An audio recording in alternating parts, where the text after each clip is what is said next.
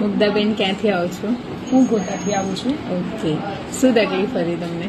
મારે weight loss નતો થતો. અચ્છા, વેટ લોસ માટે આવ્યા હતા અમૃતાલય. હા.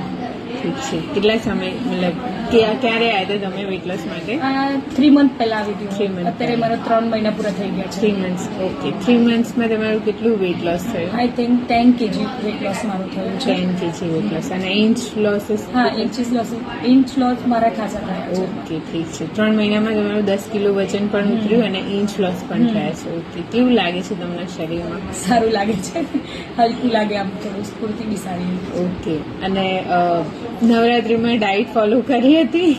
ના, નવરાત્રીમાં 10 દિવસ મેં ફોલો જ નથી કરી. તો પણ કોઈ વજન? પરેજી નથી પાડી. ઓકે, વજનમાં સ્ટેબિલિટી? સેમ ટુ સેમ છે, કોઈ વધ્યું નથી. ઓકે, એમાં હા, મારે. મેઇન પ્રોબ્લેમ એ છે કે વજનમાં મતલબ સ્ટેબિલિટી છે, વજન ઉપર નીચે નથી. ના. ઓકે, સારું, ઠીક છે. આગળ હજુ તમારું વજન ઉતારવાનું? હા, છે હજુ તો. ઓકે, સારું, ઠીક છે.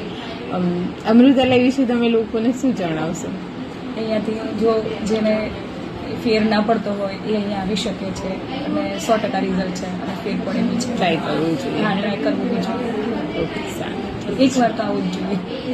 ઠીક છે. ચલો, થેન્ક યુ. આગળ પણ તમારું જે ટાર્ગેટ છે વેટ લોસનું હા. એ પૂરું થાય એવી અમૃતાલયની દવાનો પ્રયાસ ચાલુ રહેશે. જય દ્વારકાધીશ.